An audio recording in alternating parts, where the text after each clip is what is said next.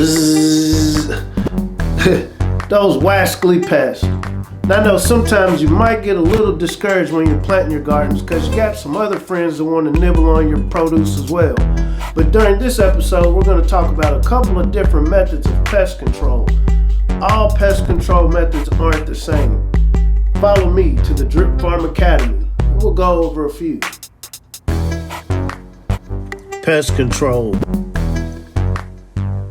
In this session, we'll be discussing pest and disease management, types of pesticides, and pesticide safety.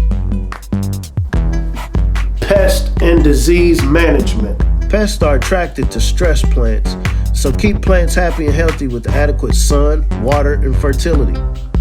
Include flowering plants that support beneficial insects to control pests and aid pollination. Select hardy, disease, and pest-resistant seeds or plants by reading labels carefully. For example, tomato plant and seed labels that include VFN indicate a variety resistant to verticillium wilt, fusarium wilt, and nematodes. When choosing transplant, look for those that are healthy and free of insects and diseases. Water the soil and root area, not the leaves. Soaker houses and drip irrigation will reduce standing water on the foliage, which leads to foliar diseases. Avoid splashing soil and any diseases it may carry onto the leaves. Scout the garden. Examine plants, including the undersides of leaves, frequently for damage or disease, and intervene early. Be sure to also check at night when the slugs and snails are out. Many caterpillars are the same color as the leaf, so look closely for the pest and also for frass, the residue left by a pest after it eats plant parts.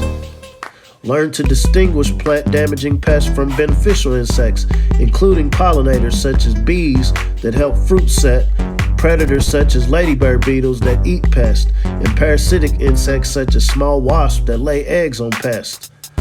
Remove dead and diseased plants and discard the trash. Remove weeds before they flower. Don't let weeds go to seed. Practice crop rotation. Pests and disease can build up in the soil near the host. Reduce pest and disease problem each year by rotating the locations where annual vegetables are planted. Use the least toxic pest management available.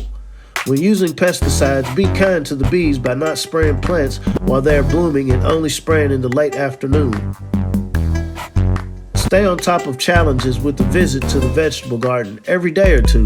Remove weeds, insect, pest, and disease plants when the problem first appears, before the problem spreads. Pesticides. Pesticides are substances or mixtures of substances used to manage pests. The suffix "cide" means to kill, and pest refers to an unwanted living organism. Pesticides include herbicides, insecticides, fungicides, miticides, nematicides, and other such formulations. Ask yourself, which pest or pest problems exist? Is the problem the result of an unfavorable environment? Can the problem be corrected using other methods? Which pesticide will effectively manage the pest, will cause the least damage to beneficial insects and the environment, and will be least hazardous for the applicator to use? Have you considered runoff potential, chances of leaching into groundwater, chemical half-life, or how rapidly it degrades, and toxicity to non-target organisms? When and how much pesticide should be applied? Now, some general pesticide safety guidelines. Follow label directions. Wear protective clothing while using pesticides. Don't eat, drink, or use tobacco while using pesticides. Store pesticides in a secure location in the original container and away from food, feed, or fuel. Dispose of empty pesticide containers properly. Do not mix more than you can apply at one time. Use the proper pesticide application equipment and be alert for pesticide poisoning and seek help if symptoms appear. Now, different types of pesticides. One way that pesticides are grouped is by their chemical nature. Inorganic pesticides. These pesticides are made from minerals such as arsenic, copper, boron, lead, sulfur, tin, and zinc. Plant-derived organic pesticides. These pesticides consist of natural compounds that come directly from plants. Microbial Pesticides. These pesticides consist of microscopic organisms, including bacteria, fungi, nematodes, and viruses that attack pests. Synthetic pesticides. Synthetic organics are those that are man-made, and they're the largest group of pesticides used by gardeners and farmers. Answer the following questions. Use the information given in the presentation. What kind of plants are pests most attracted to? Pests are attracted to stressed plants. What is the most important area of the plant to water?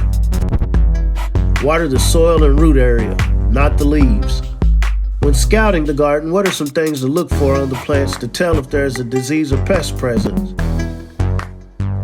When examining plants, including the underside of leaves, frequently look for damage or disease. Check at night when slugs and snails are out, and look closely for the pest and for a frass, which is the residue left by a pest after it eats plant parts. Give an example of a beneficial insect and a damaging insect. Bees are beneficial, whereas aphids and beetles are damaging. True or false? When using pest management, you should always use the most toxic chemicals possible. False. You should always use the least toxic chemical.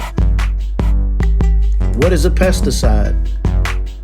Pesticides are substances or mixtures of substances used to manage pests. What is leaching? Leaching is the loss of water, soluble plant nutrients from the soil due to rain and irrigation. What are the 4 types of pesticides? Inorganic, plant-derived organic, microbial, and synthetic organics are 4 types of pesticides. Which type is the most used form of pesticide?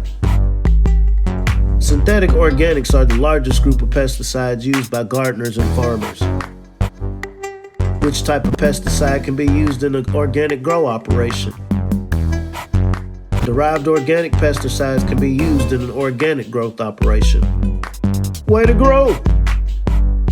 Now that's what I call plantastic. If you really want to know something, learn how to grow something. Ski.